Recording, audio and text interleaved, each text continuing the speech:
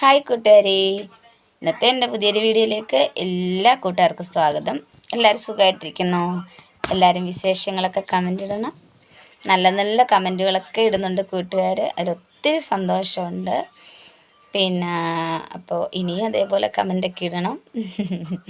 ഈ കമൻറ്റിനോടാണ് കൂടുതൽ ഇഷ്ടം കേട്ടോ, വേറെ ഒന്നും കൊണ്ടല്ല. അപ്പോഴെല്ലാം നമുക്കറിയാൻ പറ്റുന്നുള്ളൂ അങ്ങോട്ടും ഇങ്ങോട്ടും ഒക്കെ. അതുകൊണ്ട് വീഡിയോ ഇട്ട് കഴിയുമ്പോഴേ ഞാൻ നോക്കുന്ന കമൻറ്റ് ആരിട്ടു എന്നുള്ള കമൻറ്റാണ്. അപ്പം ഞങ്ങളിവിടെ സുഖമായിട്ടൊക്കെ ഇരിക്കുന്നു. ഇന്നലെ ഇവിടെ ഭയങ്കര മഴയായിരുന്നു. അപ്പോൾ നല്ല നല്ല കമൻറ്റൊക്കെ ഇടുന്ന എല്ലാ കൂട്ടുകാർക്കും എൻ്റെ സ്നേഹം അറിയിക്കുകയാണ്. പിന്നെ എന്നാലും എല്ലാവരും കമൻ്റ് ഇടണം കേട്ടോ. പിന്നെന്താ, ഫോൺ എടുക്കുമ്പോൾ നമ്മളിങ്ങനെയൊക്കെ ഇരിക്കും. അപ്പം അല്ലാത്തപ്പോൾ ഓർക്കും അത് ഇതൊക്കെ പറയണമെന്ന്. അപ്പോൾ രാവിലെ ചേട്ടനൊക്കെ ജോലിക്ക് പോയി, മക്കളും ജോലിക്ക് പോയി. ഞാൻ മോളുണ്ട്, മോൾക്ക് ഇന്നിനി ഈവനിങ് ആണ്. അപ്പോൾ അവൾ ഉച്ചയ്ക്ക് പോവും. പിന്നെ ഇവിടെ ഞാൻ തന്നെയുള്ളൂ. പിന്നെ നമുക്ക് ഇന്നവിടെ കുറച്ച് കാടൊക്കെ ഉണ്ടാവും, വൃത്തിയാക്കണമെന്ന് വിചാരിച്ചിരിക്കുവാണ്. അപ്പോൾ ഇന്ന് രാവിലെ ഇവിടെ വന്നൊരു കിളിയാണ്, പച്ച ചിറകൊക്കെയുള്ളൊരു കിളിയെ. അപ്പോൾ ഏട്ടനാണ് എന്നെ വിളിച്ച് കാണിച്ചത്. ഒരു 6 മണി 6:30 ആയതേ ഉള്ളൂ. അപ്പോൾ ഈ കിളിയുടെ പേരറിയാവുന്ന കൂട്ടുകാർ കമൻ്റ് ഇടണേ. അങ്ങനെ നമ്മുടെ വഴിയൊക്കെ ഒന്ന് വൃത്തിയാക്കാമെന്ന് വിചാരിച്ച് പോയി. ഒറ്റയ്ക്കുള്ളതുകൊണ്ടൊരു മടിയുമുണ്ട്. എന്നാലും ഒരുവിധമൊക്കെ നമുക്ക് കുറച്ച് നോക്കാമെന്ന് വെച്ചാൽ തെങ്ങിൻ്റെ മൂട്ടി കണ്ടോ, നല്ലപോലെ പടന്ന് കാട് കിടക്കും. നമ്മളതിൻ്റെ സൈഡിൽ കൂടെയാണ് നമ്മുടെ വീട്ടിലോട്ട് വരുന്നത്. അപ്പോൾ അത് ഒരുവിധമെങ്കിലും വെട്ടിക്കളഞ്ഞില്ലെങ്കിൽ ഈ മഴയൊക്കെ ആകുമ്പോൾ ഇഴജന്തുക്കളൊക്കെ കയറിയിരിക്കും, നമ്മളറിയാൻ പറ്റില്ലല്ലോ. അപ്പോൾ രാത്രിയിലും ഒക്കെ കുഞ്ഞുങ്ങൾ ജോലി കഴിഞ്ഞ് വരുന്ന ഏട്ടനും വരുന്നത്. ഏട്ടൻ ഇച്ചിരി ഇരുട്ടാവുന്നതിന് മുന്നേ വരും. എന്നാലും മഴയല്ലേ, തോട്ടിൽ നിന്നൊക്കെ അങ്ങോട്ടും ഇങ്ങോട്ടും കയറും ഇറങ്ങുകയൊക്കെ ചെയ്യും ഇതുങ്ങൾ. അപ്പോൾ ഒരുവിധം തെളിഞ്ഞ് വൃത്തിയായിട്ട് കിടന്നാൽ നമുക്ക് പേടിക്കണ്ടല്ലോ. നമ്മുടെ പറമ്പിലോട്ടൊന്നും വരത്തില്ല, കാരണം പട്ടി ഉണ്ടായതുകൊണ്ട് വലിയ കുഴപ്പമില്ല. അപ്പോൾ അതൊക്കെ വിചാരിച്ചിട്ടാണ് പോയി വെട്ടുന്നത്. ഒന്നാമത്തെ കാര്യം, നല്ലൊരു പിച്ചാത്തിയൊന്നുമില്ല, ഇരുമ്പൊന്നുമില്ല. പിന്നെ അത് വെച്ചിട്ട് നമ്മൾ ഇത് വെച്ചൊക്കെ വെട്ടുമ്പോൾ ചെറിയൊരു കുറ്റിയായിട്ടുള്ള കമ്പും പോച്ച തന്നെയല്ല, ചെറിയൊരു കാടൊക്കെയാണ്. അപ്പോൾ അതിങ്ങനെ പിച്ചാത്തി വെച്ച് വെട്ടുന്നത് നമുക്ക് ഇച്ചിരി പ്രയാസമാണ്. പിന്നെ ഇതാണെങ്കിൽ ഇപ്പോൾ ഈ പിടിച്ച് വെട്ടുന്നത് നല്ലൊരു കട്ടാറമുള്ളായിരുന്നു.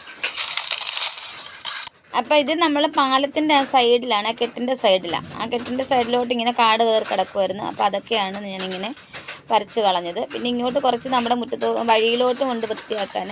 അപ്പോൾ അത് കുറേശ്ശെ ഇങ്ങനെ ചെയ്യാമെന്ന് വിചാരിച്ച്. കണ്ടോ കാട് കിടക്കുന്നത് കണ്ടോ, കുറച്ച് കാടിതെടുത്തു. ഞാൻ അവിടെ ഉണ്ട് കുറച്ച്. അപ്പോൾ പറ്റുമെങ്കിൽ ഇത്രയും ഒരുവിധം വലിച്ച് കളയണം. ഒരുവിധമൊക്കെ ഒന്ന് വൃത്തിയാക്കി കൂട്ടുകാരെ. ഭയങ്കര വെയിലാണ്, ഇനി വൈകുന്നേരം വരാം, ഉച്ച കഴിഞ്ഞിട്ട്. ഇതിൻ്റെ കാട് ഇത്ര ഇടം ഇങ്ങനെ ആക്കി ഇനി അങ്ങോട്ടുള്ള തൂമ്പായ്ക്ക് പിടിച്ച് മറിച്ച് കളയാം. ഇതേ പറ്റൂ, ഒറ്റയ്ക്ക് പറ്റില്ല.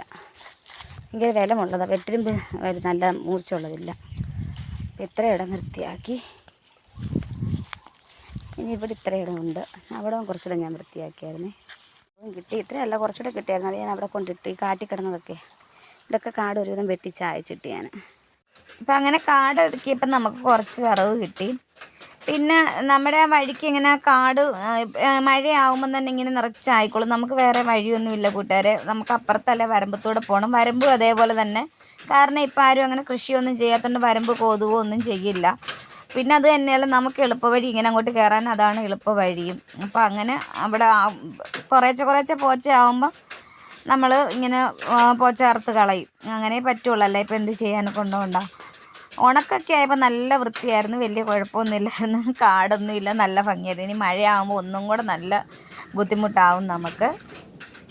നിത്യവഴുതനങ്ങായി കായില്ല, കായൊക്കെ കുറഞ്ഞു തുടങ്ങി. ഞാനെന്നും അതിൽ നിന്ന് പറിച്ചുകൊണ്ടിരിക്കുക. ഇന്നെങ്ങനെ ഇല്ലേ, 2 കിട്ടി.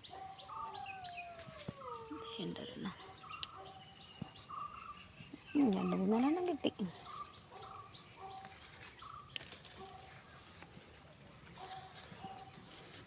നമ്മുടെ കോവലിൻ്റെ പന്തലെല്ലാം പോയായിരുന്നു കൂട്ടുകാരെ കേട്ടോ. ഇപ്പം ഇന്നലത്തെ കാറ്റില്ലേ, ഞാൻ പിന്നെ അത് അങ്ങോട്ട് ചാഞ്ഞ് കിടക്കും. എന്നാലും അങ്ങനെയൊക്കെ വെച്ചങ്ങുള്ളത് കമ്പൊക്കെ പറക്കി വെച്ച് കെട്ടി. നേരിനുള്ളപ്പോൾ നല്ല 2 തൂണ് നാട്ടിക്കൊണ്ട് ശരിയാക്കണം. ഇതേ ഒരു കോവയ്ക്ക് കിടക്കുന്നത്. ഇതിൻ്റെ മൂട്ടിലൊരു പാവൽ കിളിച്ചു വന്നു. നേരത്തെ ഇവിടെ പാവലുണ്ടായിരുന്നു, അപ്പോൾ അതിൻ്റെ വിത്തെങ്ങാനും കിടന്നായിരിക്കാം. പിന്നെ അതിങ്ങനെ പിടിച്ചൊരു കമ്പയിലോട്ട് വെച്ച് കെട്ടി. നമ്മുടെ കപ്പയൊക്കെ മറിഞ്ഞ് പോയി കൂട്ടുകാരെ കേട്ടോ. കണ്ടോ കണ്ടോ, ചെറു പയറുണ്ടായിരുന്നു. ആ പയർ താന്ന് കിടക്കും. ഞാൻ കപ്പയിലോട്ട് കയറിക്കോട്ടെന്ന് വെച്ചിട്ടുണ്ടായിരുന്നു ഞാൻ ഇട്ടിരുന്ന രണ്ടൊരു പയർ. അതൊന്ന് പറിച്ചേക്കാം. ഞാൻ രാവിലെ കഞ്ഞിവെള്ളം വെച്ചിരുന്നിട്ട് പുളിപ്പിച്ച് അതാ ഒഴിക്കുന്നത്. എന്ത് പടി? പിന്നെ നമ്മുടെ അവിടെ പശുവിനെയൊക്കെ കൊണ്ട് കെട്ടുന്നത്, നമ്മുടെ പശുവല്ല വേറെ പശുവിനെയൊക്കെ കൊണ്ട് കെട്ടുന്നത് ചാണകവും ചാരവും ഇതൊക്കെയാണ് എൻ്റെ വളം. അല്ലാതെ വളമൊന്നും. പിന്നെ ഈ ഉള്ളിത്തോല്, പച്ചക്കറിയുടെ തോല് അതൊക്കെ കൊണ്ടുവന്നിടും. നമ്മുടെ ഒരു കരിയാപ്പ കിളിച്ച് വരുന്നുണ്ടോ? പിന്നെ അവിടെ ഉണ്ട് ഒരു കരിയാപ്പ, അതായി വരുന്നതേ ഉള്ളൂ. ഉണ്ടോ? ഇവിടെ ഒരു മൂട് പാവലുണ്ടായിരുന്നു, അത് പട്ടുപോയി. പക്ഷെ എന്നാലും അതിനകത്ത് പിന്നെയും പൊടിച്ച് ഒരു കുഞ്ഞ് പാവയ്ക്ക ഉണ്ടാകുന്നുണ്ട്. കണ്ടോ? 2 പേപ്പർ കുത്തി കൊടുക്കണം ഇനി അവർക്ക്. കാടായി കൂട്ടുകാരെ. ഒരു ദിവസം നമ്മളിനകത്ത് കയറി പറിച്ചില്ലെങ്കിൽ കാടായിപ്പോവും. അങ്ങനെ വയലല്ലേ, പടപടയെന്ന കാടാവുന്നത്. ഇതെല്ലാം ഒന്ന് വൃത്തിയാക്കണം. ഇതാണ് വഴുതന നിൽക്കുന്നുണ്ട്. ദേ വഴുതന, അതിനകത്ത് ഇത് മൂത്ത മരുമകളുടെ വീട്ടിൽ നിന്ന് അവൾ കൊണ്ട് നട്ടതാണ്. അതുകൊണ്ട് ഇവിടെ മേളിലൊക്കെ ഉണ്ട്, 5-6 തൈയുണ്ട്.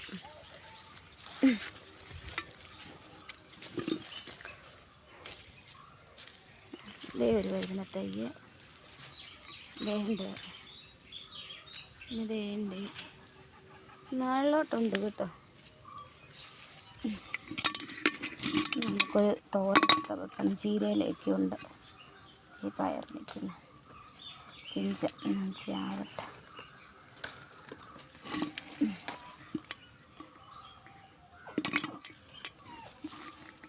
ഇതെല്ലാം ഇന്നലത്തെ കാറ്റിനകത്ത് ഒലഞ്ഞ് വീണതാണ്. എല്ലാം പോയി.